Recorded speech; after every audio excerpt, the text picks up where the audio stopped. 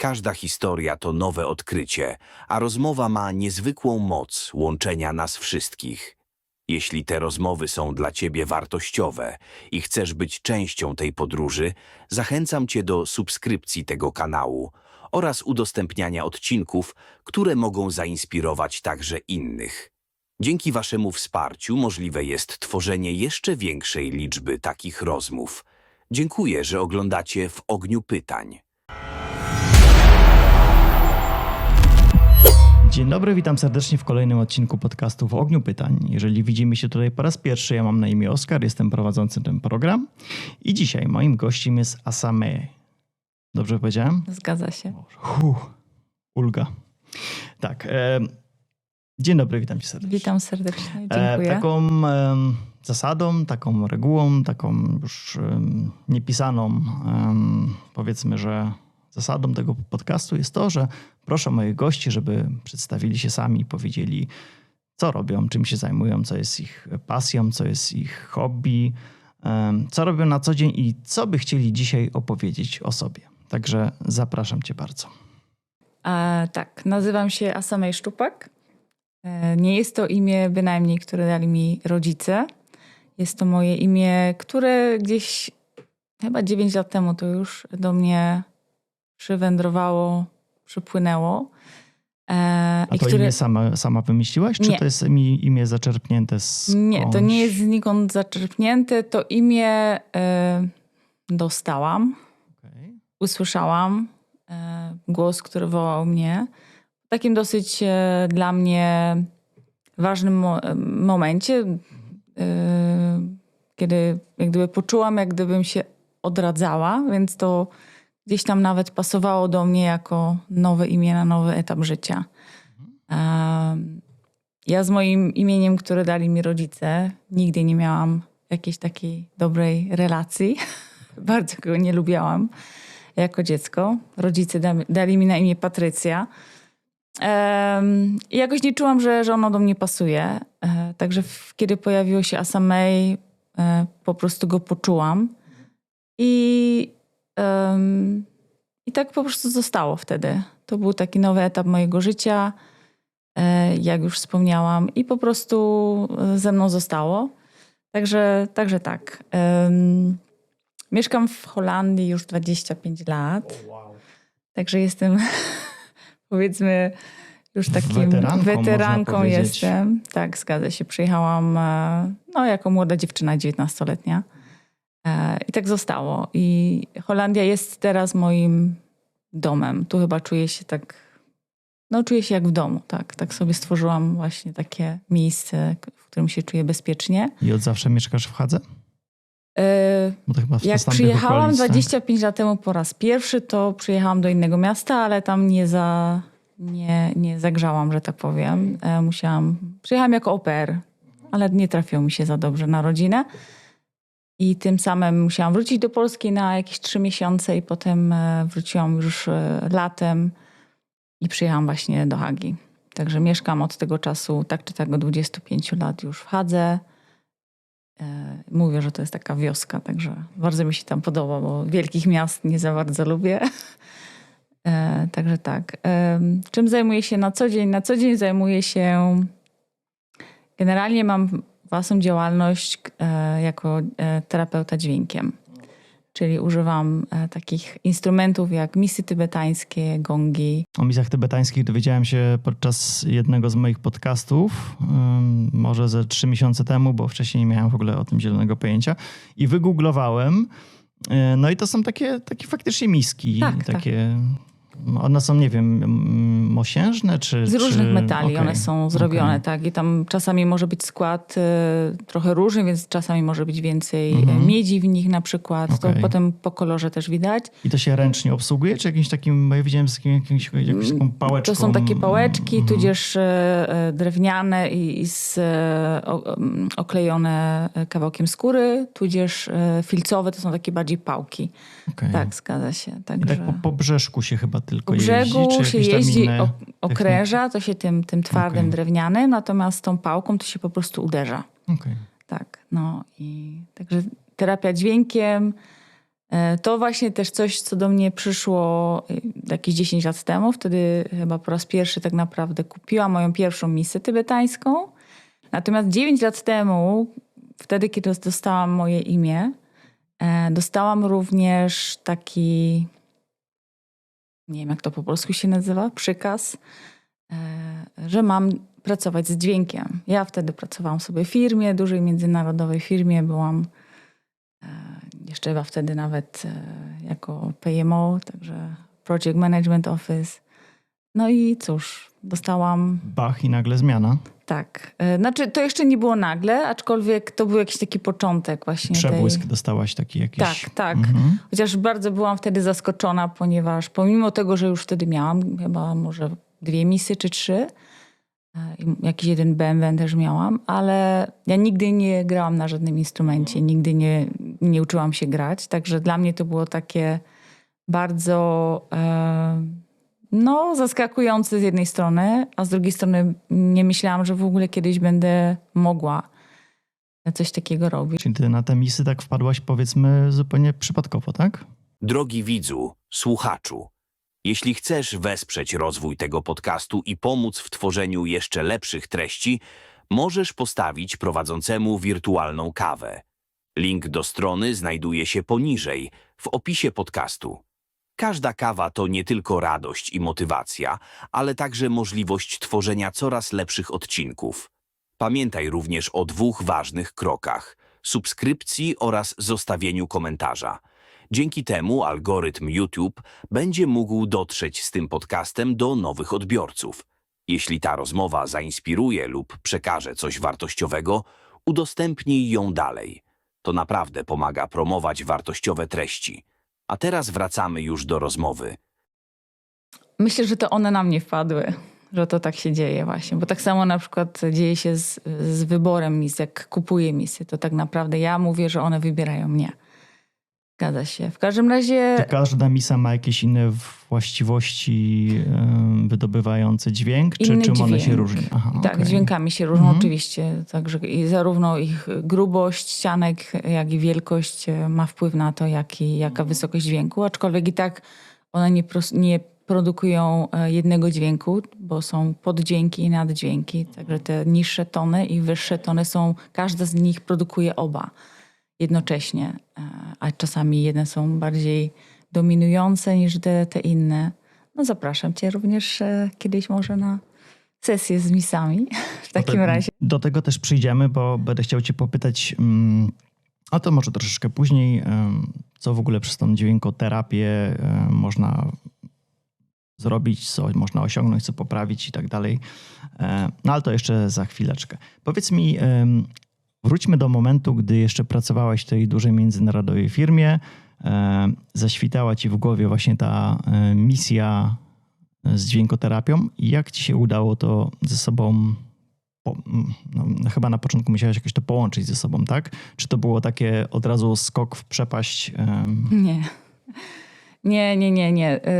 Na żaden skok w przepaść nie miałam odwagi, ponieważ, no cóż, byłam sama, bez partnera, mam własne mieszkanie, także hipoteka, więc takie drastyczne kroki bynajmniej nie byłyby dla mnie łatwe. Zaraz po tym, kiedy jak gdyby to do mnie przyszło, że powinnam z dźwiękiem pracować,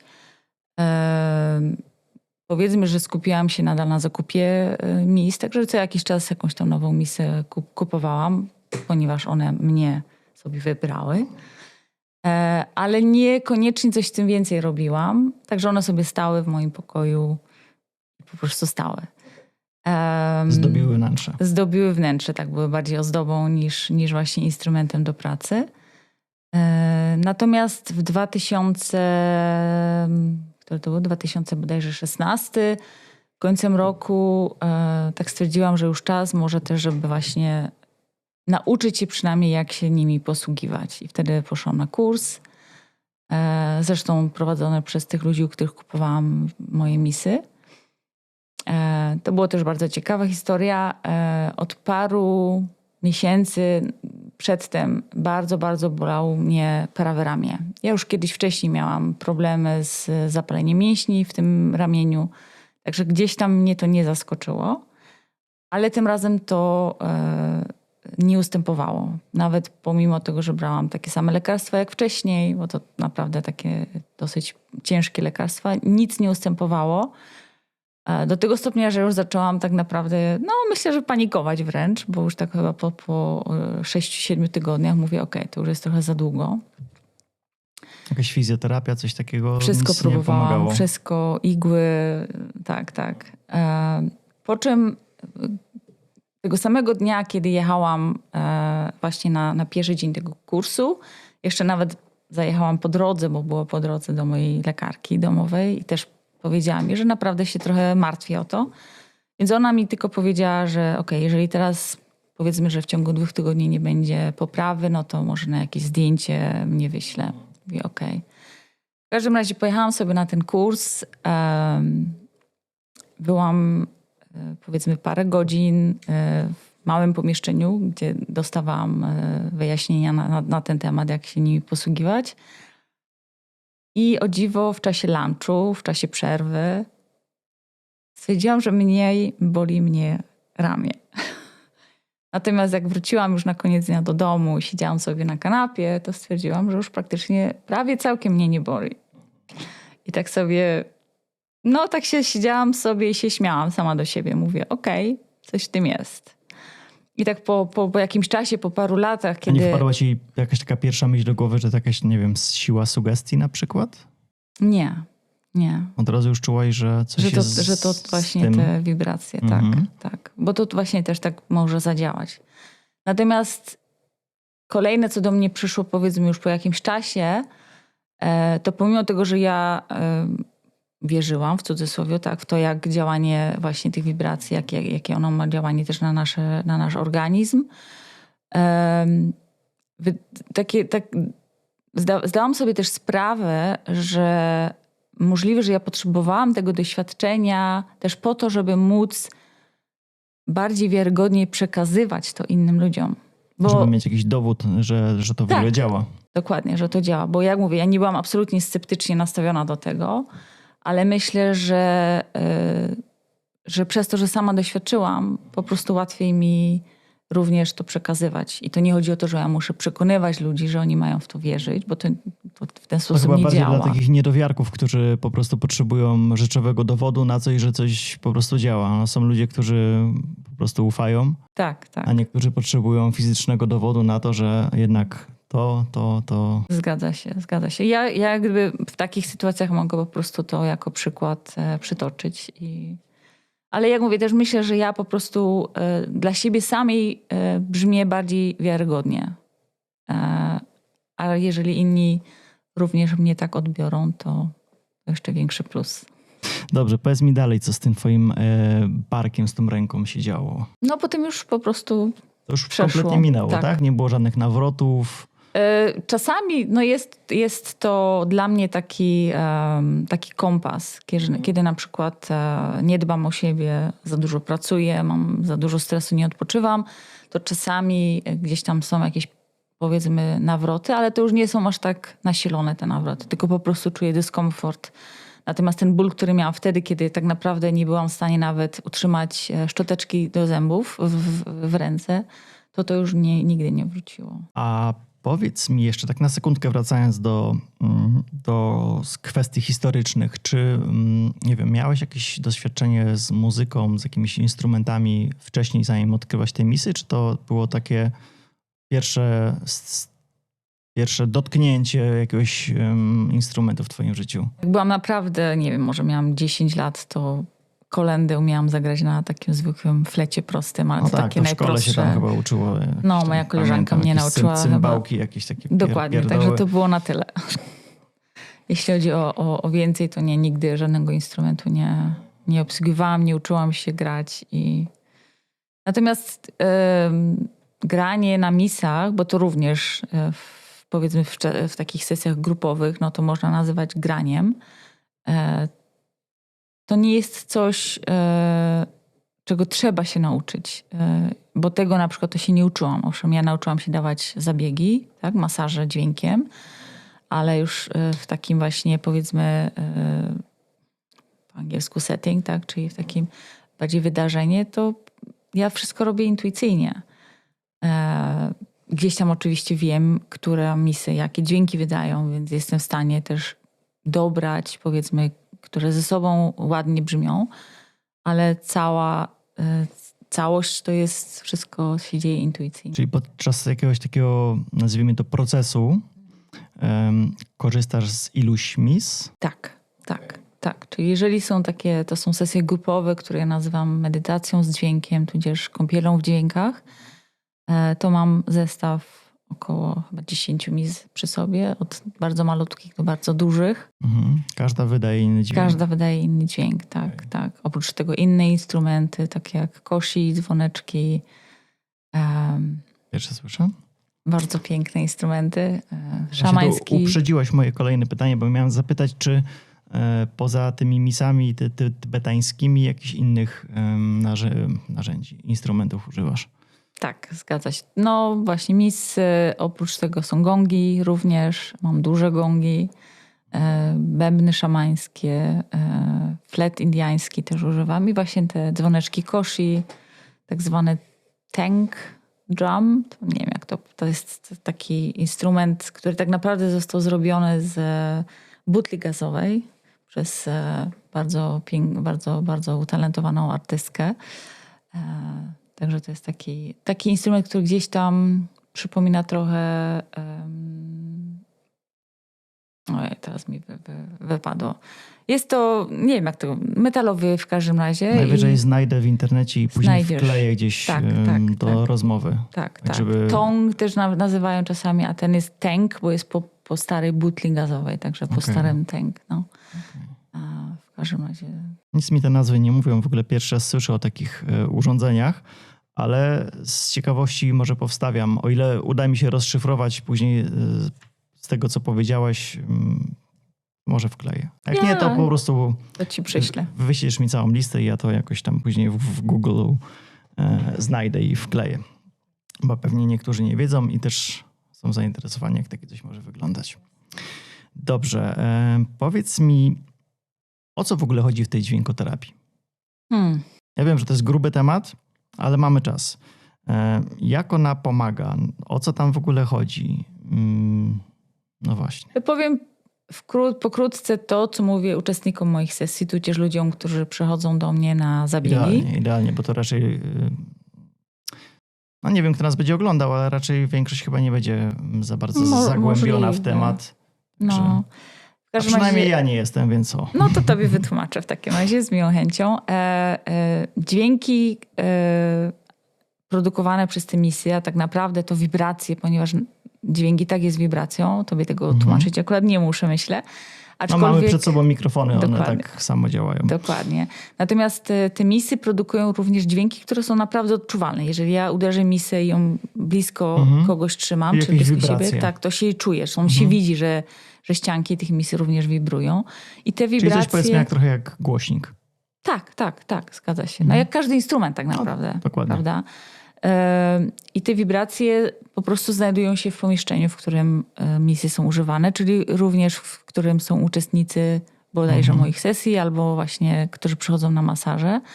I te wibracje akurat są, powiedzmy, pochłaniane przez nasz organizm, a ponieważ my składamy się w około 70% z wody, ta woda również te wibracje pochłania i przenosi je, prawda? I działanie tych wibracji jest takie, że jeżeli na przykład mamy jakieś blokady energetyczne, które wiadomo, że również, ponieważ pomimo tego, że to są energetyczne, one się również mogą objawiać fizycznymi schorzeniami, czyli na przykład mój ból barka wtedy, czy tam mięśni, to była ewidentnie blokada jakaś przepływu energii. W każdym razie, jeżeli są takie blokady, to te wibracje potrafią właśnie te blokady zmniejszyć, bo ja nie mówię, że one je usuwają po jednym razie, ale potrafią złagodzić, powiedzmy. I dzięki temu właśnie energia może łatwiej, swobodniej przepływać znowuż, co przyczynia się do tego, no, że lepiej się czujemy, prawda? I to może być właśnie to, że jakiś ból ustąpi, możemy spać lepiej, możemy mieć więcej energii, możemy się czuć bardziej odprężeni i tak dalej, i tak dalej. Także to ma taki bardzo ogólnie kojący wpływ na nasz zarówno organizm, ale również na umysł, na emocje. Także no, działa bardzo korzystnie. Bardzo korzystnie. Czym może pomóc dźwiękoterapia? W czym na przykład ktoś, kto chciałby przyjść do ciebie na zajęcia, z jakimi dolegliwościami może się do ciebie zgłosić?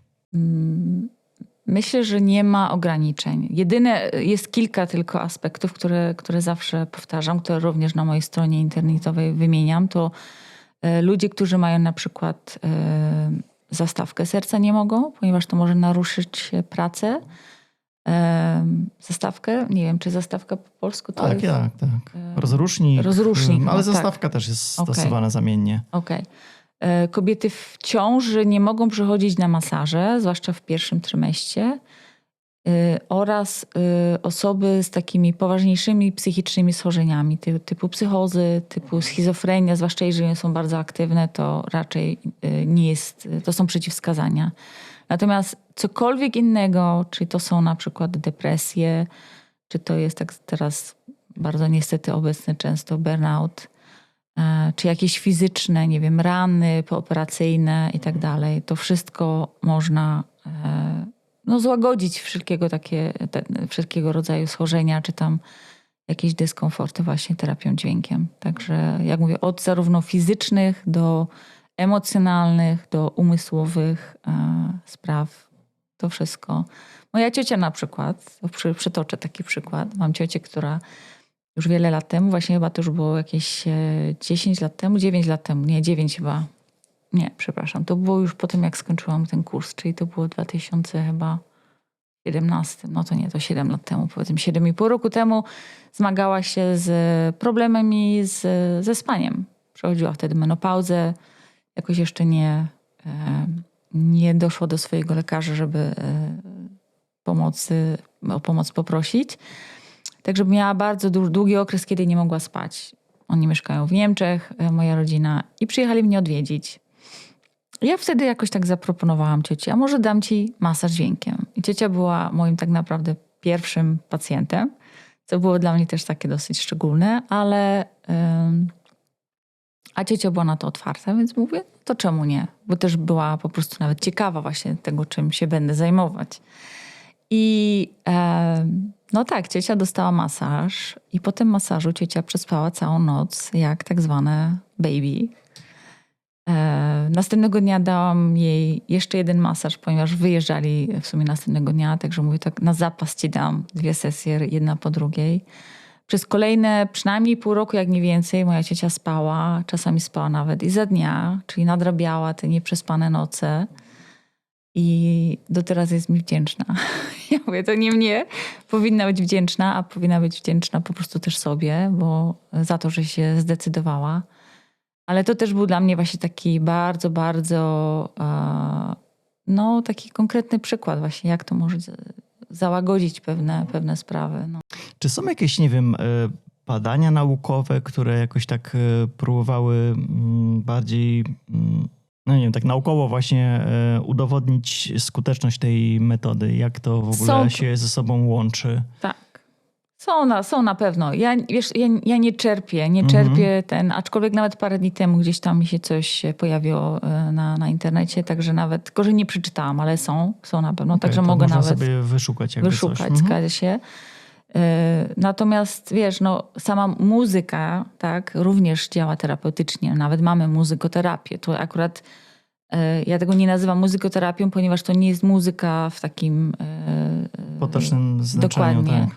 Natomiast jeśli chodzi o nawet właśnie te dźwięki, te wibracje, jest na pewno dosyć sporo badań już zrobionych. Na pewno to też wpływa na ja nawet z miłą chęcią zerknę, bo ja jestem taki, że lubię jakieś takie ciekawostki sobie wynajdywać, więc jak znajdę jakieś badanie, to później podlinkuję w opisie tego odcinku. Właśnie mówiłeś o falach mózgowych jeszcze coś. No Ci to właśnie przerwałem. też wpływa na właśnie na fale mózgowe, także i to się akurat da, myślę, właśnie łatwo zmierzyć, prawda? Bo Tak. to, czy to wpływa, nie wiem, na nasze serce, tudzież na właśnie mięśnie, to już jest ciężej. Natomiast na fale mózgowe, tak jak medytacje, prawda, też się mierzy i też jest już udowodnione naukowo. Także to też można zmierzyć, więc na pewno jakieś badania są już opublikowane. No, zgadza się. Ale ja nie czerpię informacji z żadnych źródeł naukowych, ponieważ, jak mówię, ja mam w sobie takie głębokie zaufanie właśnie. Ufasz procesowi. No jestem taki, że lubię sobie jeszcze tam pogrzebać, więc... Ale Ciekawe to ja mam jest, taki oczywiście. analityczny umysł i lubię sobie czasami tak... I w tym nie ma oczywiście niczego złego. I ja również jestem ciekawa, także czasami sobie tam jakieś rzeczy wyszukuję, ale nie jest to dla mnie jak gdyby podstawą do tego, co robię, jako tudzież na bardziej przykład... dodatek. Dokładnie, tak. Powiedz mi, bo mówiłaś, że ciocia była twoją pierwszą klientką. Powiedz w ogóle, jak wyglądały twoje początki w pracy z klientami. Czy łatwo było tych klientów pozyskać? Jak w ogóle wyszłaś i pokazałaś się światu? Nie było to łatwo, ponieważ zaczęłam tak naprawdę już oficjalnie od 2018 roku. To też jest bardzo ciekawa historia, jak się to zdarzyło, że odeszłam z tego świata korporacyjnego. Ale to może właśnie jeszcze wyjdzie. W każdym razie nie było to łatwe, ponieważ pomimo tego, że to jest tylko 7 lat, nawet niecałe, 6 lat temu, prawda? 6,5, to wtedy akurat terapia dźwiękiem jeszcze nie była taka popularna. Teraz terapeutów, takich albo ludzi, którzy dają tak zwane sound healing, jest bardzo wielu. Wyrośli jak grzyby po deszczu w przeciągu ostatnich, powiedzmy, tam 4-5 lat. Ale kiedy ja zaczynałam, to jeszcze było takie bardzo, bardzo niszowe. Jeszcze ci przerwę. Czy można na przykład jakichś innych instrumentów używać do sound healingu? Tak. Jasne, wiesz, nawet czasami ludzie gitary dołączają, czy harfy. To wszystko może być. To, dopóki to nie są instrumenty takie, wiesz, jak, nie wiem, gitara elektryczna, prawda? Ale jeżeli jest bardzo spokojna. Albo perkusja. Na przykład, dokładnie. Okay. Dokładnie. Aczkolwiek, jak mówię, bębny szamańskie, tylko już wiadomo, je się obsługuje trochę inaczej, perkusji prawda? takiej, no. Tak. Także można sobie tam, wiesz, jakieś, nie wiem... kalimby też ludzie używają, ponieważ mają bardzo delikatne też dźwięki. Wszystko, co jest delikatne, prawda? Także tak. Teraz zgubiłam wątek. Mówiliśmy o tych pierwszych klientach, tak. o budowaniu swojej marki, że tak powiem. No, to też ciekawe. Nie było to łatwe. Wiadomo, zrobiłam sobie stronkę internetową, prostą, ale zrobiłam, z czego jestem dumna. Gdzieś tam na Facebooku założyłam stronkę. Trochę ulotek poroznosiłam, aczkolwiek nie za wiele odgłosu z tego było. Myślę, że ludzie po prostu zaczęli też znajdywać przez wujka Google. Na szczęście on jeszcze istnieje, także czasami nam pomaga. Grupowe sesje... Albo pocztą pantoflową też. Też, jak już ktoś dotrze, prawda, zgadza się, Pierwsze, co zaczęłam koncentrować też na tych sesjach grupowych. Także niekoniecznie właśnie te masaże dźwiękiem, ale też te sesje grupowe i wtedy zaczęłam też współpracę z różnymi studiami jogi. Także gdzieś tam też ich klientela, prawda, stała się moją klientelą. Więc to i potem wiadomo, w czasie takich sesji również mówiłam, że również daję takie masaże dźwiękiem. Także to było takie...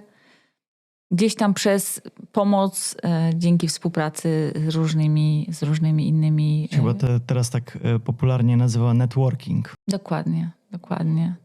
I muszę przyznać, że w tej branży, powiedzmy tak, takie troszeczkę duchowej, yoga, to ludzie sobie pomagają nawzajem, prawda? Także to było też dla mnie wtedy bardzo ważne, że mogłam jak gdyby właśnie z tego zaczerpnąć pomoc właśnie. Także tak. A potem to wiadomo... Później już ruszyło się. Później już ruszyło, tak jak mówisz, ktoś komuś podpowiedział, ktoś mnie znalazł właśnie przez internet, i jakoś to ruszyło. No mówią, że początki są najtrudniejsze, że to jest taki efekt kuli śnieżnej. Kuleczka na początku malutka, a później z czasem dopiero się powiększa. No, ona u mnie, w moim przypadku, ona taki dosyć spory rozmiar osiągnęła końcem 2019 roku. No ale wiemy, co przyszło w 2020, więc to momentum zostało troszeczkę przyhamowane niestety. No i plus, tak jak wspomniałam, już więcej ludzi się tym zaczyna też zajmować. Co nie oznacza, że jesteśmy konkurencją dla siebie, bo ja gdzieś tam w konkurencję nie wierzę, zwłaszcza nie w takich dziedzinach. Ale jest to jednak wtedy jakieś tam ograniczenie, myślę, i bardziej chyba dla mnie samej niż dla mojej działalności. A to bardziej też jest związane, myślę, z tym, że czuję, że żyjemy w takich czasach, kiedy jak nie sprzedajemy się, nie mamy tego przebicia właśnie na rynku, no to może też Niestety. trudno jest nas znaleźć, a ja nie do końca jestem z tych ludzi, którzy będą krzyczeć, tudzież Ja będą... właśnie mam ten sam problem. Uczę się dopiero tego, ale to też poniekąd wiem, z czego to wynika.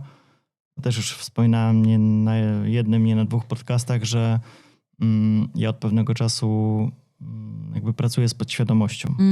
I najpierw na sobie, później też, dobra, uprzedzam fakty.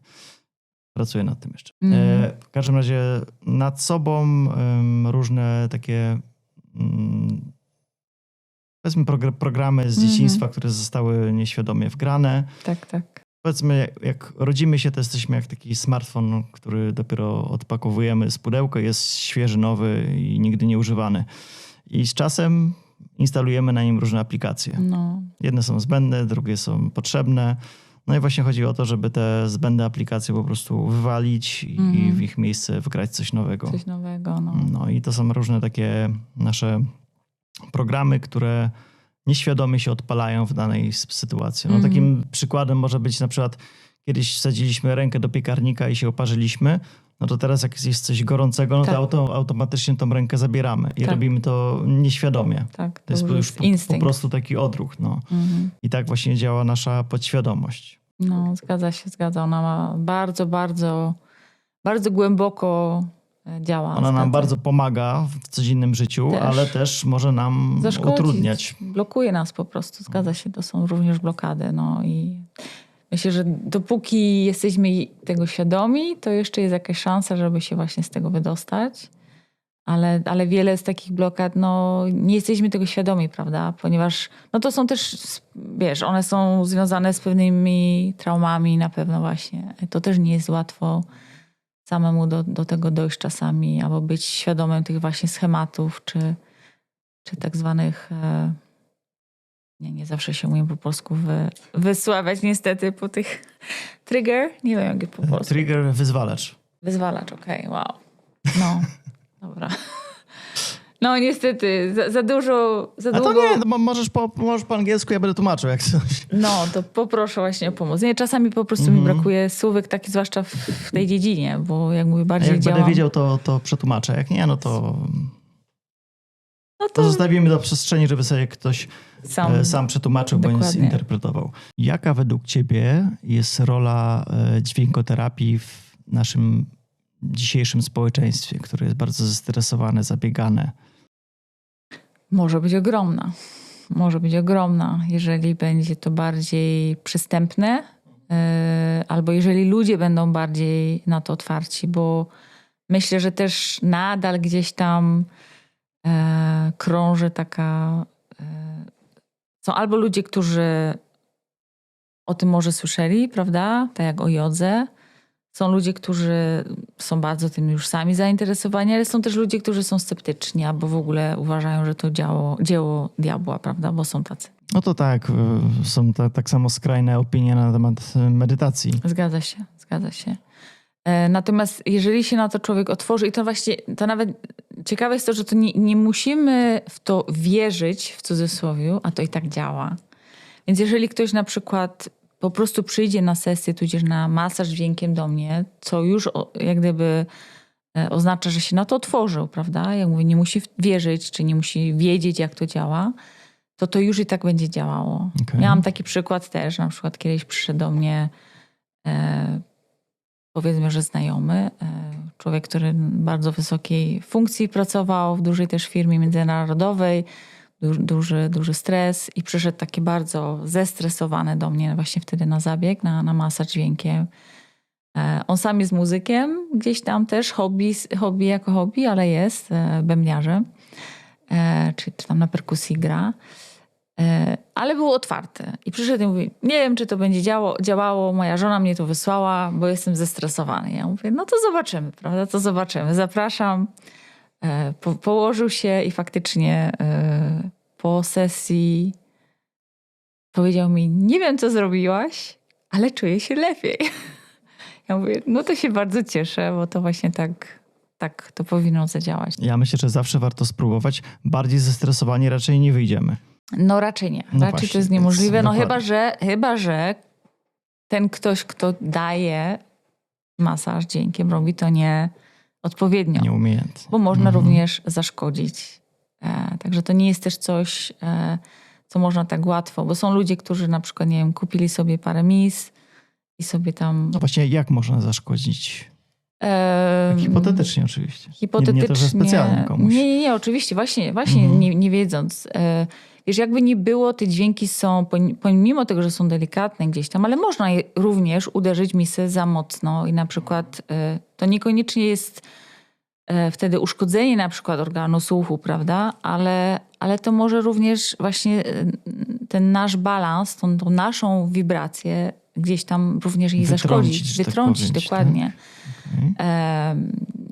Są też ludzie, którzy są bardzo wrażliwi na dźwięki, prawda? Więc trzeba też uważać. Ja też powtarzam zawsze, jeżeli coś jest dla ciebie zbyt intensywne, daj znać.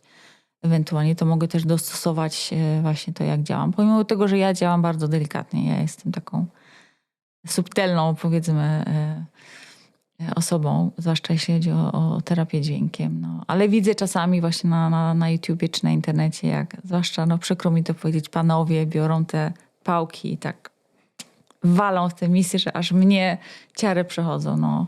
No i myślę, że wtedy można zaszkodzić. Tudzież nie powinno się na przykład nad głową czy w okolicach głowy używać mis, a też ludzie to robią.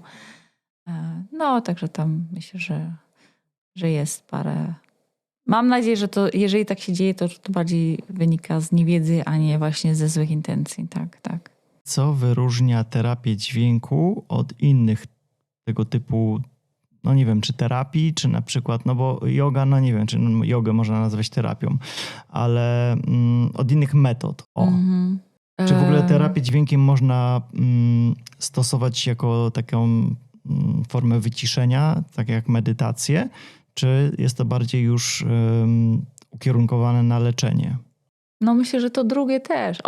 Oba. Tak jak już wspomniałam, wiesz, to, że mnie pomogło, to, że pomogło mojej cioci, to są takie bardziej namacalne już, prawda? Namacalne przykłady, że naprawdę też w fizycznych jakichś dolegliwościach to pomogło.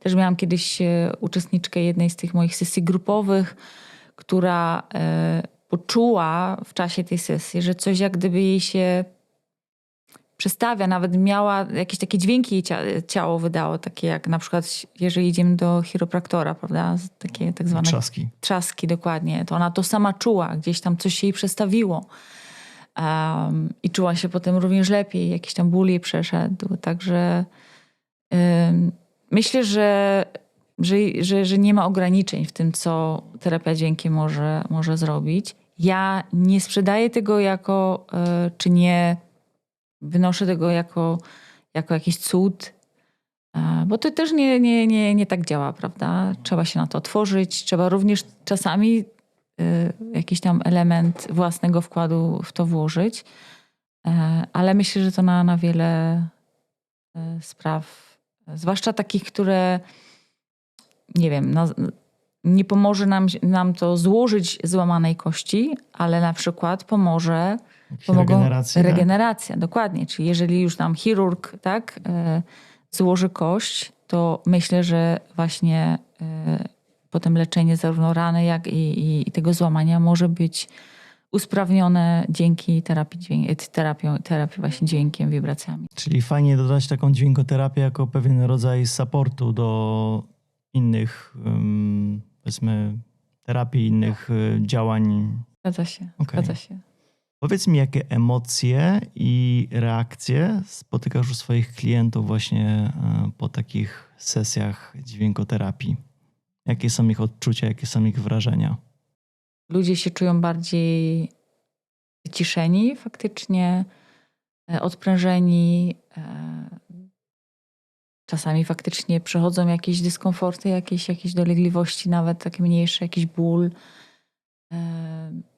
Nie zdarzyło mi się jeszcze nigdy, żeby ktoś powiedział, że to było Ściema i nie działa. dokładnie, albo że w ogóle zadziałało negatywnie. To się mi jeszcze nigdy nie zdarzyło.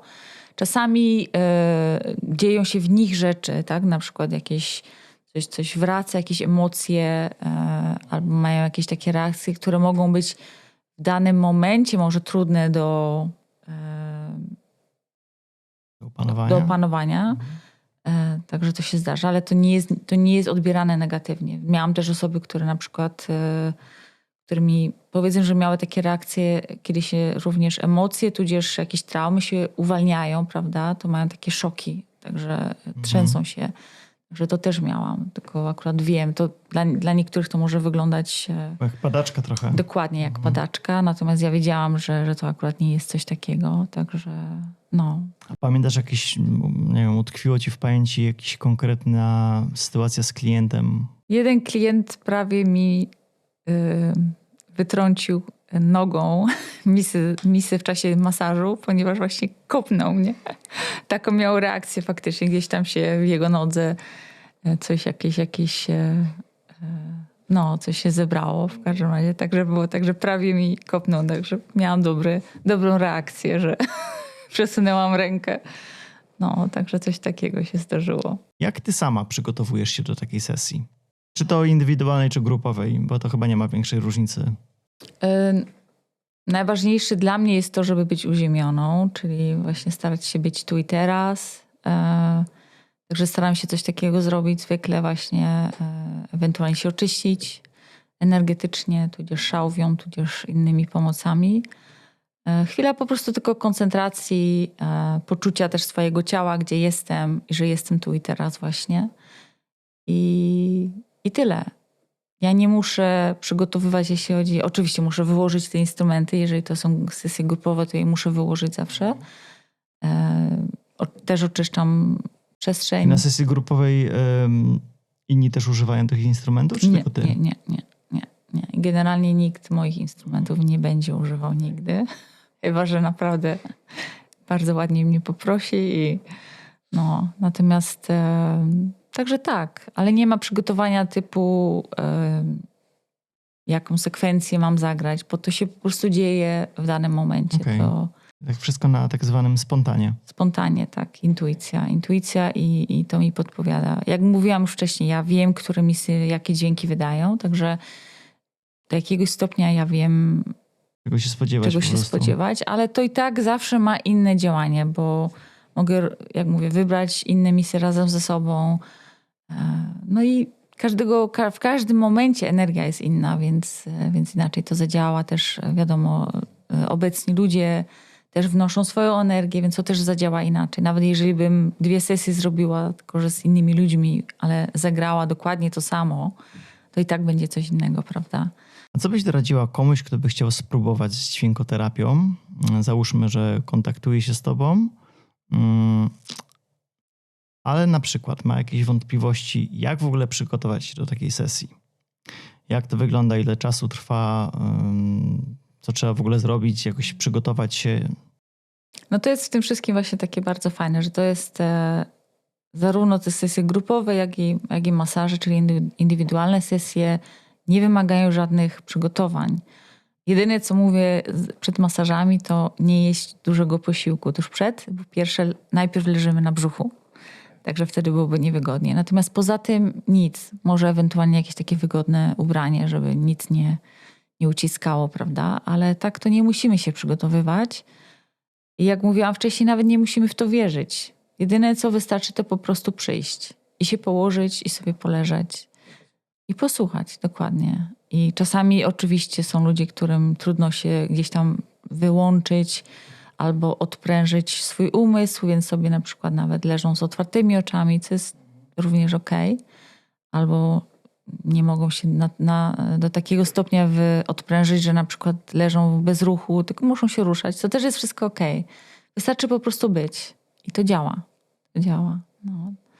Nawet jeżeli są duże grupy, dawno temu, tak na początku powiedzmy, dawałam też takim w Hadze był Dom Kultury Polskiej, bodajże się to nazywało. Czy Polski Dom Kultury, o tak. To w takiej sali gimnastycznej dużej w dzielnicy La Quartier dawałam dla nawet 50 osób wtedy. Także nawet w takich dużych pomieszczeniach, bo to naprawdę duża sala gimnastyczna była, też to działa. I to było niesamowite. To były bardzo piękne sesje. Także przygotowań nic nie jest potrzebne. Nie. Czyli tak można przyjść. Po prostu przyjść. Z ulicy. Okay. Zapraszam, tak. Czy pracując z klientami indywidualnymi, dobierasz do konkretnego klienta konkretne dźwięki? Czy robisz to właśnie tak jak mówiliśmy, spontanicznie? Tak, to wszystko jest intuicyjne. Okay. Tak, zgadza się. Czyli to nie jest tak, że przychodzi klient z daną dolegliwością i do tej dolegliwości takie dźwięki? Nie, Okay. nie. Ja oczywiście robię taki, powiedzmy, mały wywiad, czy tam pytam, zwłaszcza jeżeli to są nowe osoby, to pytam, czy są jakieś schorzenia, tudzież czy przychodzą z jakimś konkretnym problemem. Ale tak czy tak, którą misję wybiorę przy takim zabiegu, to po prostu czuję, że na przykład najpierw muszę tą z niskim dźwiękiem, potem tą z wyższym. Wszystko jest spontaniczne, tak. Czy masz jakieś swoje ulubione narzędzie? Ulubioną misę? Czy możesz o jej historii na przykład opowiedzieć troszeczkę? Skąd ją zdobyłaś i dlaczego ją lubisz? Tak, do jednej misji mam duży sentyment, bo to jest misja, która była pierwszą moją misją, którą zakupiłam dokładnie 10 lat temu. Ona została dobrana wtedy właśnie przez tego pana sprzedającego. Ile takie misy w ogóle kosztują tak orientacyjnie? Różnie, no od takich malutkich na mniejszych gdzieś koło 40-50 euro mogą nawet, a te ogromne to mogą być nawet kilkaset euro. No, parę tysięcy również, jeżeli są bardzo ozdobione, wygrawerowane, ale powiedzmy, że za tam kilkaset euro też można takie duże misy kupić. No. Także to nie jest na pewno coś taniego. To nie, ale warte. Chyba, że ktoś sobie na AliExpress zamawia.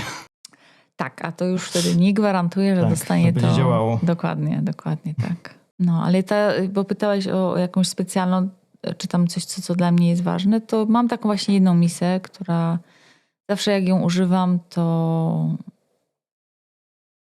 bardzo, bardzo też na mnie działa ona właśnie, ponieważ została ona też do mnie dobrana, jak gdyby. Ten pan wypróbował kilka mis, które tam miał i tą gdzieś tam poradził, że ta pasuje do mnie bardzo. Także ją bardzo lubię. Bardzo długo gra. Także no. A oprócz tego to dzwoneczki Koshi, o których wiedziałam, że jeszcze ich nie znasz. To są takie instrumenty z bambusa zrobione.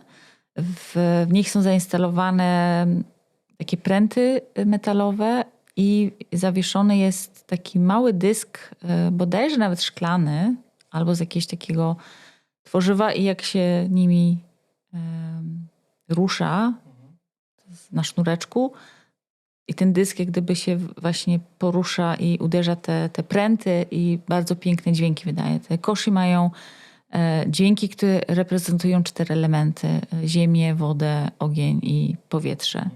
I to są takie instrumenty, które mają niesamowicie kojące działanie, kojące dźwięki i nawet bardzo, bardzo wiele osób, które uczestniczą w sesjach, zawsze patrzę też jak na przykład nimi gram, to dostają taki wielki banan. Zaskoczenie na takie tworze. trochę, Tak, ale od bardzo wielu ludzi dostałam feedback. Powiedzieli mi po sesji, że czuli się jakby się przenieśli w jakąś taką krainę bajek. Taką jakąś, że się czuje jakby w jakimś ogrodzie pięknym byli. Także to też jest takie fajne i dlatego ja też tych instrumentów bardzo lubię używać. No. Co uważasz na temat sztucznej inteligencji, całej technologii? Czy może ona zastąpić twoją pracę? Czy jednak taka terapia na żywo jest jakby niepodważalna i nie da się tego zastąpić. Albo na przykład, czy praca również z nagraniem, które sobie puszczamy w głośnikach, czy też może być skuteczna? Zacznę od ostatniego pytania. Myślę, że nie jest do tego stopnia skuteczne jak działanie tych wibracji i dźwięków na żywo. Aczkolwiek w czasie korony również dawałam sesje takie grupowe z mojego pokoju, z mojego mieszkania przez Facebooka. I ludzie, zwłaszcza taka jedna osoba, która też już bardzo wiele razy uczestniczyła na żywo, powiedziała mi, że również czuła coś. Także nie wiem, czy może miała dobre głośniki i po prostu głośniki wibrowały. W każdym razie ona stwierdziła, że to tak czy tak na nią dobrze działało. Także myślę, że nie jest to aż tak wtedy skuteczne, ale odprężenie na pewno jest. Odprężenie na pewno jest. A jeśli chodzi o twoje to pierwsze pytanie, tak, nic nie zastąpi interakcji między dwojgiem ludzi. Czy większą ilością ludzi. I na pewno, zwłaszcza ja na to mówię również, nie jest tylko terapia dźwiękiem czy wibracjami, to jest energetycznie działamy, Tam są tak? też jakieś emocje. Wszystko. I ja oprócz tego, że ludzie przychodzą do mnie na przykład na masaż, czy przychodzą na tą sesję grupową, ja z ludźmi rozmawiam, ja czasami, także ja też robię coś à la coaching, bo z różnymi problemami czasami ludzie też przychodzą. I tego nikt, żadna maszyna tego nie zastąpi. Ja może będę bardzo kontrowersyjna w tym, co powiem, ale ja nie używam i nigdy w życiu na pewno nie użyję AI. To jest coś, sztuczna inteligencja jest dla mnie, myślę, że największym wrogiem człowieczeństwa. I nawet parę tygodni temu, parę miesięcy, 2 miesiące temu oglądałam wywiad z byłym CEO bodajże Google, który właśnie sam powiedział, że on uważa, że AI, czyli sztuczna inteligencja, to będzie największy wróg ludzkości i to jest coś, co jeżeli to dopuścimy, to może naprawdę nas zgładzić. Ja się z nim zgadzam w 100%. Także ja tak drastycznie też, że tak powiem, i kategorycznie odmawiam posługiwania się nią. I uważam przede wszystkim, wiesz, że już teraz tak żyjemy w czasach, kiedy wszystko jest, informacje są dostępne przez internet, tak? Google, sama go używam oczywiście. I pamiętam czasy również na początku studiowania, kiedy się chodziło do biblioteki, żeby zaczerpnąć informacji. Więc ja wiem, jaka jest różnica między tym, jak było kiedyś, a jak jest teraz, że jest łatwiej. Natomiast myślę, że ta sztuczna inteligencja, że jest ryzyko, że ona odbierze nam inteligencję. I to jest coś, czemu powinniśmy zapobiegać. I wiadomo, ludzie też mówią tak, ale będzie szybciej, tak? Na przykład jakieś tam informacje, czy może nam to pomóc w krytycznych sytuacjach, na przykład, nie wiem, kwestie życia i śmierci. Ja nadal uważam, że coś, co jest stworzone przez człowieka, czy tam doprowadzone przez człowieka, zwłaszcza jeśli chodzi o informacje, jest o wiele bardziej wartościowe, ponieważ również człowiek, ten ludzki element, ten ludzki pierwiastek, dokładnie. Natomiast sztuczna inteligencja tak naprawdę to też nie jest do końca robot, tak? No bo to też jest stworzone przez ludzi. Dokładnie. To jest zaprogramowane. Natomiast są też już przypadki, kiedy jakby nie było, ta sztuczna inteligencja się wymyka spod kontroli. Tak? Więc też jest pytanie, owszem, czy ktoś to tak zaprogramował, żeby to się właśnie spod tej kontroli, czy spod jakieś tam normy łatwo, żeby to wychodziło. I myślę, że to może być niebezpieczne. Więc ja, jeśli chodzi o technologię ogólnie, to nie ma sprawy, ale sztuczna inteligencja to... Trzymasz dystans. Tak. Nie, dziękuję. Czy sama korzystasz z dźwiękoterapii i jak to u ciebie wygląda? Właśnie taka codzienność z tymi misami i całym osprzętem muzycznym. Wiesz, w momencie, kiedy ja daję sesje, czy masaże, czy właśnie te grupowe, ja też to odbieram, prawda? Może nie jestem wtedy w 100% odprężeniu, no bo jestem świadoma tego, co ja również robię, ale czasami też nawet przyłapuję się na tym, że wpadam jakby w taki trans, że po prostu wyłączam się totalnie i jestem na tyle skoncentrowana na tym, co robię, że też na mnie to bardzo odprężająco działa. Zdarzyło mi się parę razy też uczestniczyć w sesji, tudzież dostać masaż dźwiękiem, ale w ostatnich paru latach już się to nie zdarza i myślę, że też powodem jest to, że w momencie, kiedy się samemu to robi, to w czasie takiej sesji ja po prostu analizuję na przykład, jaki instrument słyszę, albo czy ja bym go użyła w tym momencie. Także to jest takie doświadczenie tam sprzed paru lat, kiedy właśnie uczestniczyłam. Niekoniecznie to była sesja z dźwiękiem, to było coś, co się nazywa yoga nidra, gdzie też się używa instrumentów. Ale było mi trudno właśnie się temu poddać. Przez to, że po prostu gdzieś tam jednak ten umysł działał, prawda? Także wolę iść sobie na klasyczny masaż, żeby się odprężyć. No. Dobra, myślę, że chyba ostatnie już pytanie. Aczkolwiek połączę dwa pytania w jedno. O. Co chciałabyś, aby każdy człowiek zrozumiał o dźwiękach i ich wpływie na nasze zdrowie? Oraz co byś powiedziała osobie, która jest nastawiona sceptycznie do tego typu tematów? Myślę, że jeżeli ktoś jest niedowiarkiem, no to tak czy tak się go przekonać nie da, czy jej się przekonać nie da. Więc ja nawet nie traciłabym energii ani siły na to, żeby próbować, prawda? Ja również uważam, że każdy czegoś doświadcza w momencie, kiedy jest na to gotowy. Więc ja też właśnie mam jak gdyby takie głębokie zaufanie do tego, że jeżeli ktoś do mnie przychodzi, to po prostu jest na to gotowy. Ja nikogo nie namawiam nigdy, nikogo nie będę się starała przekonać. Też nie ma na siłę. Dokładnie, nic na siłę. Kogoś. Dokładnie. Także to nie ma sensu. A pierwsze pytanie jednak musisz powtórzyć. Co byś chciała, aby każdy człowiek zrozumiał o dźwiękach i ich wpływie na nasze zdrowie? Nasze zdrowie. No właśnie to jak to jest ważne, jak wszystko jest ważne, bo owszem, my mówimy teraz o terapii dźwiękiem, ale ja również wspomniałam po prostu muzykę, prawda?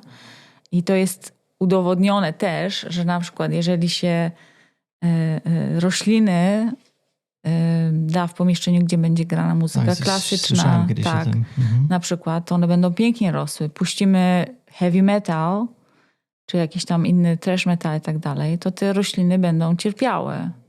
Bo to są też wibracje i frekwencje, które są po prostu bardzo, no powiedzmy, że nawet szkodliwe, tak?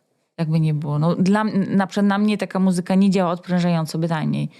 I myślę, że każdy, kto lubi taką muzykę, typu właśnie jakiś taki ciężki metal i twierdzi, czy inne, i twierdzi, że to na niego bardzo odprężająco działa, no to myślę, że nie do końca jest świadomy również swojego ciała i umysłu.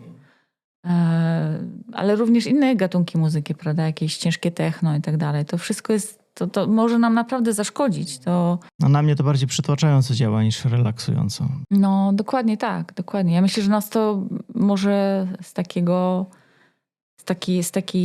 balansu, z takiej równowagi właśnie wytrącić. I także myślę, że dobrze jest się właśnie zastanowić i poczuć gdzieś tam, tylko nie każdy jest w stanie poczuć, jak to na nas działa, prawda? Puśćmy sobie właśnie muzykę klasyczną, tudzież jakąś taką bardziej harmonijną, tudzież muzykę bardziej medytacyjną i poczujmy, tak?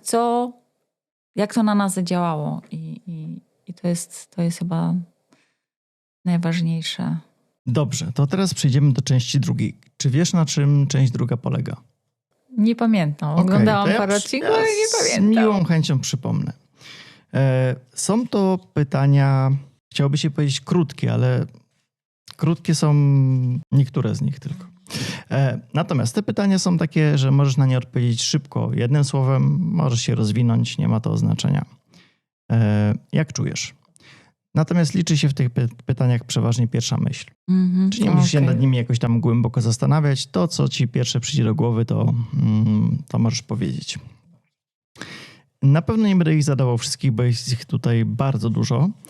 Myślę, że tak ze 150, ale zrobię szybką selekcję już podczas ich zadawania, więc nie musisz się przejmować, że będziesz musiała na wszystkie odpowiadać. Dobrze. Dobrze, to takie pytanie chyba, od którego zawsze zaczynam, mam wrażenie. Co ci motywuje każdego dnia? Myślę, że miłość do życia. Mhm. Miłość do życia i wdzięczność za życie. Jakie jest twoje największe marzenie? Moim największym marzeniem jest mieć domek z ogródkiem. Tak? Ale w Holandii czy w jakimś innym kraju? Może być Holandia. Ja bardzo lubię Holandię, wbrew pozorom. Ale jakby było gdzieś, gdzie nie będzie Tyle deszczu padało. i wiatrów takich, jak są tutaj, to też bym się nie pogniewała. Tak. Dzisiaj mamy pogodę piękną. Tak. Taką typową Typowo holenderską holenderską. jesień. Tak, zgadza się. Pada, wieje. A właśnie, czy masz jakieś swoje ulubione miejsce, ale w Polsce? Tak. Zrobię mini reklamę, jeżeli pozwolisz. Śmiało. To jest Górna Chata w Ochotnicy Górnej, w pięknych Gorcach, niedaleko również Zakopanego, niedaleko, tam jest jakieś inne miejscowość. W każdym razie piękna taka osada w górach, stworzona przez moich przyjaciół własnymi rękoma. I byłam u nich już 3 razy i tam czuje się człowiek jakby był gdzieś indziej, w innym świecie, w innej, myślę, nawet przestrzeni. Tam nie ma masztów telekomunikacyjnych, tam nie ma dźwięku z ulicy, Tak trochę z cisza. dala od cywilizacji. Zgadza się. I tam naprawdę człowiek wypoczywa. Także tam się doładowywałam tak do końca. Także to jest dla mnie takie miejsce właśnie, które uważam, że za chyba najważniejsze. No, i najpiękniejsze właśnie. Mhm. Co uważasz za swoje największe osiągnięcie, jakiego dokonałaś w życiu? Wydaje mi się, że to, że jeżdżę samochodem, ponieważ prawo jazdy zrobiłam wbrew pozorom niedawno temu, ponieważ teraz będzie 6 lat, od kiedy mam prawo jazdy. I to było naprawdę duże wyzwanie dla mnie. Więc uważam to chyba za największe osiągnięcie. Gdybyś miała napisać o sobie jakąś książkę, jaki tytuł byś wybrała dla niej? Tytuł książki. Taka, powiedzmy, biograficzna książka o tobie. Dużo mnie pytasz. To dopiero początek. Ja. Czy masz jakieś rytuały, sposoby, techniki, które pomagają być ci zmotywowaną i produktywną w ciągu dnia? Słuchanie muzyki, zwłaszcza mantr, to mi bardzo pomaga. Jeżeli naprawdę jest mi źle, to włączam sobie zwłaszcza Snatam Kaur na przykład, którą bardzo lubię i pośpiewam czasami z nią. Ale czasami to też może być na przykład Prodigy. Okay. To bardzo motywuje, tak. A to bardzo motywuje, zwłaszcza pewne ich numery. Także to też zależy od sytuacji. I od nastroju chyba tak, też. Nie? Tak. Czy jest jakieś słowo, niekoniecznie w języku polskim, które denerwuje cię najbardziej? Niekoniecznie konkretne słowo, natomiast denerwuje mnie na pewno, jeżeli na przykład są, wydaje mi się również w języku polskim są używane na przykład słowa angielskie, ale są spolszczane. To coś takiego, zwłaszcza teraz się to dużo używa. Właśnie staram sobie jakieś przypomnieć, ale no ja też tak. Zawsze tak jest, że jak coś to pewnie sobie przypomnę, jak skończymy nagrywanie. Tak. Ale wiem, o co chodzi. No, nie lubię po prostu, jeżeli się miesza, prawda? Ja włączam, ponieważ po prostu mi brakuje słownictwa polskiego. Nie czytam po polsku, nie mam telewizji polskiej, nie rozmawiam na co dzień po polsku. Sąsiad pranie robi. No. Czujesz? Tak, czuję. To właśnie też wibracje. To może tak miało być. Nie, on zawsze robi pranie, jak ja nagrywam podcast. Aha. To już naprawdę, to już przejdzie do historii. Opisz siebie 3 słowami. Ciepła, dynamiczna, niecierpliwa. Co jest twoją największą pasją poza muzyką, poza dźwiękami? Przyroda, natura. Spacery czy... Spacery, po prostu czerpanie z niej wszystkiego, co możemy zaczerpnąć, tak. W jaki sposób najczęściej marnujesz swój czas? Netflix. Bo to uważam, Zapytałbym cię, co oglądasz, ale ja nie oglądam Netflixa, więc nie wiem, co tam można pooglądać. Wszystko, no to jest właśnie to, że tam jest wszystko. Myślę, że jakichś, bajek. Nawet są przecież takie nagrania, gdzie tylko masz na ekranie kominek z ogniem. Okay. I nawet bez muzyki, tylko właśnie skwierczenie drewna. A to takie coś chyba na tym. Na YouTubie na YouTube też można... są, tak, ale na Netflixie też akurat. Jak wyglądałby twój idealny weekend? Na pewno właśnie w naturze gdzieś poza, w sumie gdzieś tam ten poprzedni był taki idealny. Koło Zakopanego. To byłby najbardziej już idealny, tak. Ale jeżeli jest natura, bliskość natury, las, spokój, jak mówię, ten ubiegły weekend udało mi się tak go spędzić, w każdym razie niedzielę i sobotę wieczór również. Sauna. No, to tak całkiem fajnie. Na co wydajesz najwięcej pieniędzy? Na misy? No, nie. Misję już skompletowałam. Oprócz wiadomo rachunków, tak. Jeżeli chodzi o coś, co na siebie, to bardzo inwestuję we własne zdrowie i samopoczucie i używam suplementów diety. Pomimo tego, że też jem zdrowo, ale niestety suplementy diety. Możesz się pochwalić jakie na przykład? Na przykład sole Schusslera. To są takie minerały, elementy, które dr Schussler stworzył tą recepturę wiele lat temu. Jest kilka firm, które produkują według tej receptury, natomiast te, które ja używam z VitaZaut, bodajże, one są bardzo, bardzo naturalne. Że tam nie ma żadnej chemii, nie ma żadnych dodatków i tak dalej. I od kiedy ich używam, to już jest jakieś 6 lat, czuję ogromną różnicę w tym, jak moje ciało się regeneruje, jak sobie radzi na przykład z jakimiś infekcjami. Okej. Czy to jest taka po prostu dawka minerałów, tak? Minerałów, Okay. tak. Tylko, że tam to nie jest tak, że to są wszystkie minerały naraz. Każdy minerał jest osobno. Czyli masz osobno magnez, osobno jest żelazo. Każda forma na przykład wapnia jest też osobną. Masz kalcium, fosforykum, kalcium, sulfurykum i tak dalej. Bardzo wartościowe. Ale ogólnie właśnie wszelkiego rodzaju tam witaminy i minerały to jest coś, co inwestuję. Czy masz jakieś doświadczenie z przeszłości, które zmieniło twoje życie? Tak. Przyjazd... Nie, inaczej. To, że nie zdałam matury na czas. I to zmieniło moje życie drastycznie, ponieważ znalazłam się w Holandii. Przez to, ponieważ nie mogłam iść od razu na studia w Polsce. I tak miało być. Tak miało być. Co jest twoją największą słabością? Czekolada. Okej. Co jest dla ciebie najważniejsze w relacjach międzyludzkich? Otwartość, szczerość. A twoja ulubiona potrawa poza czekoladą? Moja ulubiona potrawa chyba rosół. I to nawet niekoniecznie polski, chociaż polski wiadomo też, ale gotuję już od ładnych paru lat chiński rosół, który tam zaczerpnęłam przepis z telewizji. Czasami się przydaje. O, to możesz się podzielić? Podzielę się, tak. Słuchamy. Tak, czyli ja używam udek do kurczaka, ponieważ to Nie mięso... muszą być chińskie? Nie. Bynajmniej. Lepiej, żeby nie były chyba. W każdym razie taki duży garnek, żeby było, to używam 2 udek. Marchewka, pietruszka to akurat nie było w tym oryginalnym przepisie, ale muszą być, po polsku musi być.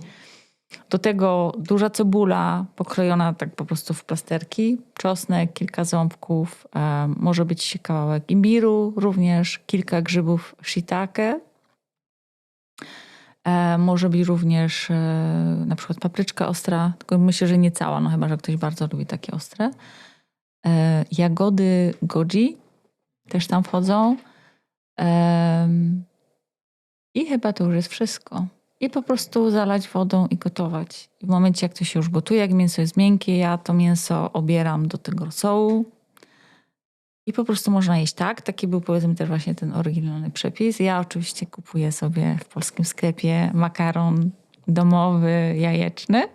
Więc jest taka kombinacja Polsko-chińska. Polsko-chińska, tak. Ale ten rosół jest bardzo, bardzo dobry i zwłaszcza jeżeli czuję jakąś infekcję, grypkę, przeziębienie, to sobie Pomaga robię taka i bardzo pomaga. Zupa tak. mocy, powiedzmy. Tak, naprawdę tak to na mnie działa.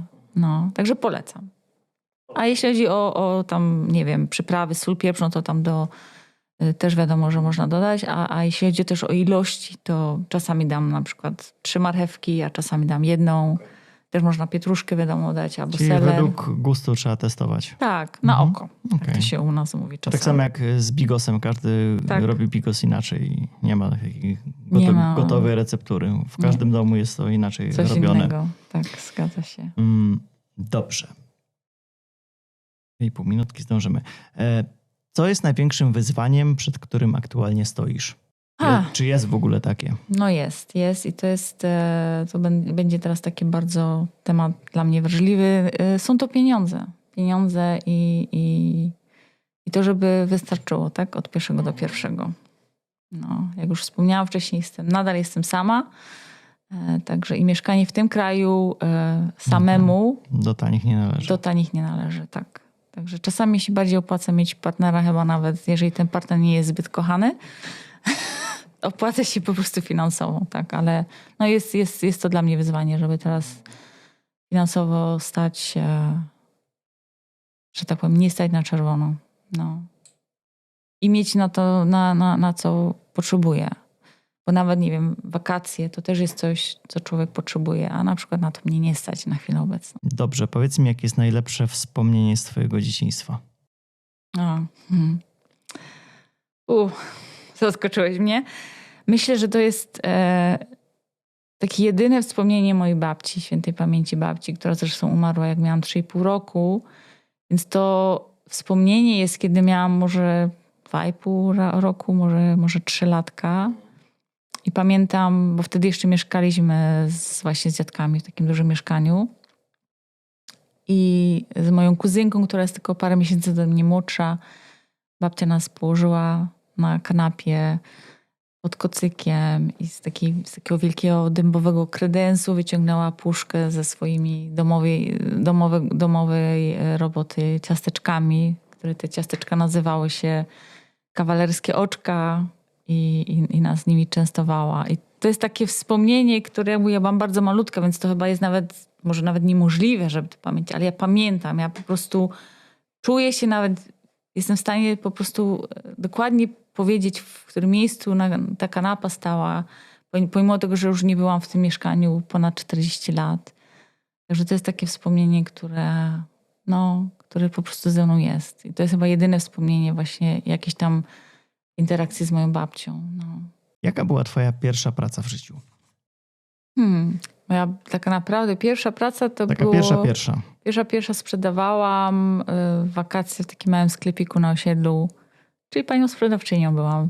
Taki spożywczy, malutki, tuż obok nawet bloku, w którym mieszkałam. I tak sobie dorabiałam. Okay. To było nawet chyba tego lata... Nie, to jeszcze było przed tym. No, myślę, że byłam wtedy w liceum w każdym razie. Może takie ostatnie wakacje. trzeciej. Tak. Powiedz mi, o czym myślisz negatywnie zbyt często? No, o pieniądzach.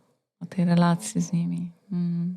A czy masz talent, który uważasz, że zmarnowałaś, którego nie dopilnowałaś? Nie. Chyba nie. Okej. Nie musisz mieć, to jest okej. A powiedz mi 3 rzeczy, których się nauczyłaś w ostatnim roku. Pierwsza myśl. Okej. Na pewno o sobie się dużo nauczyłam. Powiedzmy, że po rozstaniu z moim byłym partnerem dużo takich dostałam objawień, tak, na temat siebie i na temat również błędów, które popełniłam w naszym związku.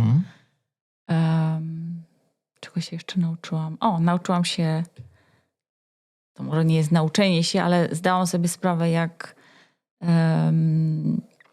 niesamowicie relaksujące jest czytanie książek. Zaczęłam czytać piękne książki i teraz jestem nimi pochłonięta. Taka seria 8 tomów. Wow, co to za książka? 7 sióstr. Może słyszałeś? Nie. Piękne, piękne powieści. 8 ich jest w sumie. Polecam. Niesamowite, naprawdę. I także nauczyłam się, że to odpręża, że czytanie książek odpręża. Bo ja myślę, że byłam do jakiegoś stopnia właśnie też uzależniona od oglądania telewizji. Miałam gdzieś tam zakodowane, że mnie to odpręża, a to absolutnie tak nie działa na mnie. No to chyba tyle. Nie mam chyba tej trzeciej. No. Okej. Co najbardziej cenisz w swojej obecnej sytuacji? W mojej obecnej sytuacji tak ogólnie to, że jestem wolna. Wolna, ponieważ pracuję sama dla siebie, powiedzmy tak, samozatrudniona. Także też mam wolność wypełniania sobie zarówno dnia, jak i tygodnia, jak i miesiąca. Taka swoboda gdzieś tam jest. No i też przez to, że jestem sama, czyli nie jestem w związku, to na pewno też doceniam. No bo to też dodaje. Wiadomo, każda sytuacja ma swoje plusy i minusy, ale nie czuję się z tym źle w każdym razie. Także też doceniam właśnie tą wolność z tym związaną. A gdybyś mogła zmienić jedną rzecz w swoim życiu, co by to było? Przepływ pieniędzy. No, taki przepływ zdrowszy, no. W wykonywaniu jakiej pracy byłabyś kompletnie do niczego? Kompletnie do niczego. W takiej, co by nie potrafiłabyś się odnaleźć. Myślę, że nie byłabym w stanie ogólnie pracować pod presją taką na przykład jak kucharze w dużych restauracjach. Nie chciałabym szybko, tak. Myślę, że nie lubię takich prac. No. Myślę, że takich zawodów jest więcej, prawda? Ale... No, chyba cała masa jest. Tak, ale nie wiem, na przykład... Czyli coś takiego spokojniejszego. Wolę tak. No, pracowałam, że tak powiem, pod takim jakimś napiętym, powiedzmy, wcześniej. Także wiem, że to na mnie za dobrze nie działa. Tym bardziej, że ja mam tendencję do brania obowiązków na swoje barki. Gdybyś miała godzinę dodatkową dziennie, na co by się przeznaczyła? Na spanie. Chociaż i tak dużo śpię, bo no nie, ale zwłaszcza teraz, kiedy, jak mówię, wciągnęły mnie książki, czasami zdarza mi się czytać do godziny 1 nad ranem. Ja nie muszę wstawać super wcześnie rano, ale... Zazdroszczę. No, domyślam się, tak jak wspomniałeś, wstajesz bardzo wcześnie, ale myślę, że dodatkowa godzina snu by mi pomogła. Czy jest coś, co zawsze chciałaś zrobić, ale nie miałaś jeszcze na to odwagi? Odwagi? No niektórzy na przykład wymieniają jakiś skok na bungee, czy tam skok na spadochronie. Nie, chyba nie. Okay. Chyba nie, wiesz. To też jest okej. Ja nie lubię takich bardzo niebezpiecznych rzeczy na przykład, generalnie. Uważam, że to jest niepotrzebne ryzyko. To cokolwiek może być niebezpieczne, nawet siedzenie w domu na krześle. Ale nie mam jakichś takich, z czego bym nie miała. Myślę, że też gdzieś tam jakbym naprawdę chciała skoczyć, to bym to zrobiła. A czy jesteś od czegoś uzależniona? Na pewno tak. Na pewno tak. No byłam niedawno, w zeszłym tygodniu bodajże to było, byłam na wykładzie doktora Gabora Matej. Nie wiem, czy go kojarzysz. Gabor Matej. Węgier jakiś? Tak. Bardzo znany. Ale nie kojarzę. Nie kojarzysz, to polecam zapoznać się. Po imieniu tak poznałem, że to Węgier. No, ale bardzo znany jest w świecie, wiesz, traumy, leczenia traumy i tak dalej. Bardzo wiele książek też napisał. I on też właśnie zadał takie pytanie publiczności, bo to było w Ahoju, także niedaleko tutaj. Kto z was uważa, że jest od czegoś uzależniony? No prawie wszyscy podnieśli ręce. Ja na pewno jestem uzależniona teraz od telefonu, tak? Bo to nawet jeżeli nie jesteśmy na nim 24 godziny na dobę, ale uzależnienie też się w innych formach objawia, prawda? Sięgamy po ten telefon. Ale jak mówiłam, ja potrafię się uzależnić na przykład od czytania książek, ponieważ to mnie wciąga na tyle i to jest też forma uzależnienia, bo to w nas... On sam zresztą powiedział, że to nie musi być narkotyk, to nie musi być alkohol, to nie musi być pożywienie. To, na co po prostu swoją uwagę przerzucamy, to jest w pewnym sensie uzależnieniem. I może nie jak coś, powiedzmy, robimy jednorazowo, ale jak coś, nie wiem, powtarzamy co jakiś czas, no to już staje się w pewnym sensie takim nałogiem. No to nie jest pod kontrolą też, prawda? Że nie jesteśmy w stanie na przykład sobie tego odmówić, Dokładnie. tudzież na przykład z jakąś częstotliwością ograniczoną robić, używać i tak dalej. No. Także myślę, że my jako ludzie jesteśmy bardzo podatni na uzależnienia ogólnie. I to się wszystko, wiadomo, wiąże również z pewnego rodzajem traumami, ale to też jest pewne uczucie, które na przykład tudzież spożywanie czegoś, tudzież robienie czegoś w nas, sport też może być uzależnieniem. Jasne. I wtedy może być nawet i szkodliwe. Także to uczucie, które nam to daje, ta dopamina między innymi, prawda? Także no... Czy alkohol, czy narkotyki, czy sport, czy pracoholizm, to jest zawsze ucieczka od czegoś. Tak, no to przede wszystkim. Zgadza się. Czego nie lubisz, co cię denerwuje najbardziej u innych osób? Chyba tak najbardziej mnie denerwuje, że jeżeli ktoś nie słucha w czasie rozmowy, głównie nie słucha i przerywa, ale przede wszystkim nie słucha, co druga osoba mówi. Jak gdyby jest to, wtedy to nie jest Taki dialog. Ignorant, można to No, powiedzieć? myślę, że tak. Myślę, że właśnie coś takiego. Czego i czy w ogóle czegoś uczy cię udział w tym podcaście? Tak. Tylko, że to nie jest takie straszne, bo jakąś tremę miałam wcześniej, muszę przyznać się. Nie, no u mnie tak w warunkach domowych. O. No, że to jest bardzo, bardzo coś, co polecam właśnie też innym ludziom. Bo jak mówię, jak się ogląda to z tej drugiej strony, to się wydaje takie wow. No to nic strasznego nie ma. Nie, absolutnie. Jedynie strasznie ta lampa, która nas tak. oświetla, bo jest dosyć jasna. Jest A tak jasna. poza tym, no to No to jest taka bardzo przyjemna rozmowa z bardzo przyjemnym panem. Także, dziękuję. tak, także polecam również. Nie gryzę jak nie. coś. Nie. Twój ulubiony przysmak z dzieciństwa. Ulubiony przysmak z dzieciństwa. Wiesz co?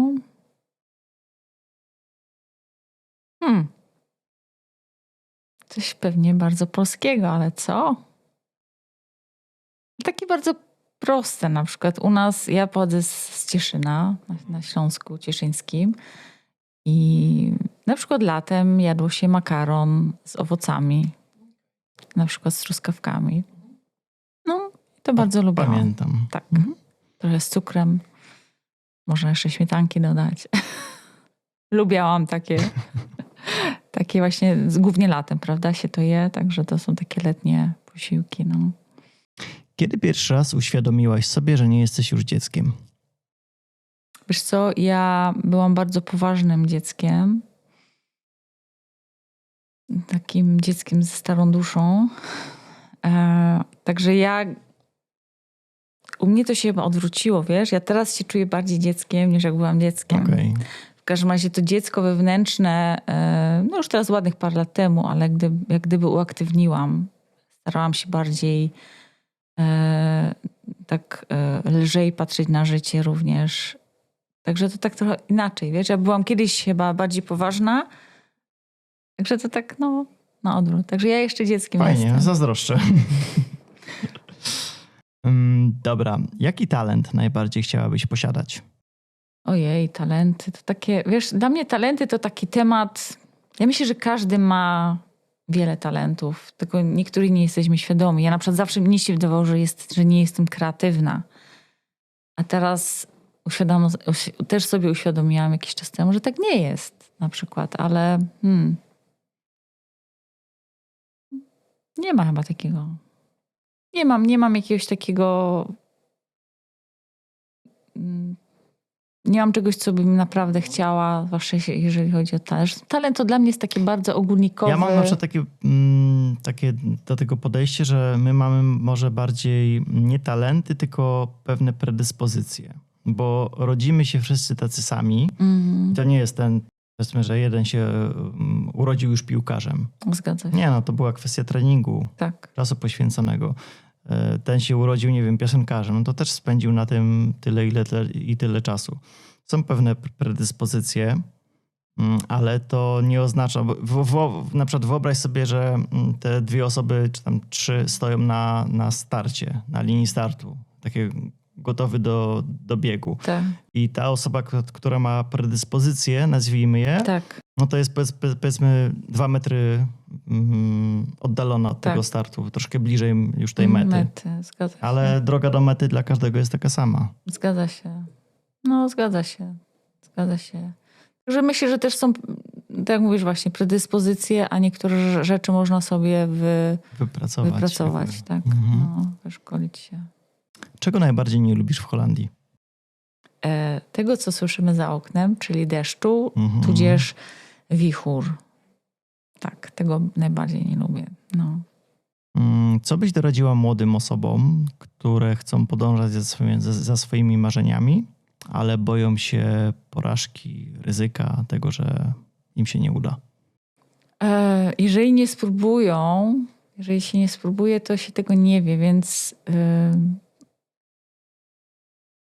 ja też uważam, że wszystko, co robimy, ma jakiś cel, czegoś nas może nauczyć. Więc nawet jeżeli coś się nam nie uda, prawda, to tak czy tak to jest wartościowym doświadczeniem i to nie jest porażką. Ja tak naprawdę nie uważam, że porażki istnieją. To jest taka informacja zwrotna, powiedzmy. Tak, tak. Jeżeli coś się nie żeby uda, spróbować w inny sposób. tak, a tak czy tak możemy się czegoś innego nauczyć w całym procesie, bo czasami bardziej wartościowa jest ta droga do tego celu niż sam cel. Przebrnęliśmy już przez wszystko. No, na upartego bym coś jeszcze znalazł, ale dobra, już nie będę cię męczył. I teraz tak na koniec. Chciałbym, żebyś, o ile masz takie coś, taką złotą myśl, takie odezwa do narodu, do osób nas oglądających, może coś o dźwiękoterapii, może na jakiś inny temat, no nie wiem, czy takie coś motywującego, czy jakieś może takie podsumowanie naszej rozmowy, coś, co byś chciała po prostu przekazać osobom, które nas oglądają. Z jednej strony starałam się czerpać z łacińskiego carpe diem, korzystać z dnia zawsze, jakąś taką właśnie inspirację, także to też. Faktycznie brać każdy dzień jako nowy dar również. Ale kolejna jakaś taka, powiedzmy, porada, tudzież coś do zainspirowania, to żeby ufać sobie samemu, ufać swojej sile, ufać swojej intuicji przede wszystkim i po prostu wierzyć, to właśnie ufać, że jesteśmy bardzo silnymi istotami i że naprawdę bardzo wiele możemy również sami sobie stworzyć, tego podświadomości, ale przede wszystkim właśnie też ufać sobie. No nie wątpić w samych siebie. To jest coś, co myślę, że też jest... Często się ludzie łapią na tym, że tracą gdzieś tą wiarę. Bo nie jesteśmy tego uczeni, nie jest to nam przekazywane w naszym dzieciństwie głównie, tak, przez szkoły rodziców i tak dalej. Może teraz się już troszeczkę coś zmieniło, natomiast kiedyś to tak nie było, prawda? Kiedyś trzeba było właśnie taki jakiś reżim szkolny przejść. Dla mnie szkoła na przykład nie była absolutnie przyjemnym czasem, zwłaszcza liceum. No, także ufajmy sobie samemu i słuchajmy też głosu naszego ciała, naszego wewnętrznego głosu. Doskonale. Także mamy piękne podsumowanie dzisiejszego podcastu. Dziękuję ci bardzo za przybycie. Był ogromny zaszczyt. Dla mnie również, dziękuję. Was, drodzy widzowie, zapraszam do komentowania, subskrybowania. Dajcie znać w komentarzu, co myślicie o tej rozmowie. Czy coś ciekawego wynieśliście, czy może będziecie chcieli spróbować dźwiękoterapii. Oczywiście zapraszamy. Ja podlinkuję w opisie wszystkie niezbędne linki, żebyście mogli na własnej skórze przetestować uzdrawiającą moc dźwięków. No i cóż, my widzimy się w kolejnym odcinku. Nie wiem kiedy, bo teraz troszeczkę mam zawirowań z grafikiem, natomiast na pewno się kiedyś zobaczymy. Polecam. Dziękuję. Ja również. I cóż, dziękuję, do widzenia, cześć, trzymajcie się. Do widzenia. Drogi widzu, słuchaczu, jeśli chcesz wesprzeć rozwój tego podcastu i pomóc w tworzeniu jeszcze lepszych treści, możesz postawić prowadzącemu wirtualną kawę. Link do strony znajduje się poniżej, w opisie podcastu. Każda kawa to nie tylko radość i motywacja, ale także możliwość tworzenia coraz lepszych odcinków. Pamiętaj również o 2 ważnych krokach: subskrypcji oraz zostawieniu komentarza. Dzięki temu algorytm YouTube będzie mógł dotrzeć z tym podcastem do nowych odbiorców. Jeśli ta rozmowa zainspiruje lub przekaże coś wartościowego, udostępnij ją dalej. To naprawdę pomaga promować wartościowe treści.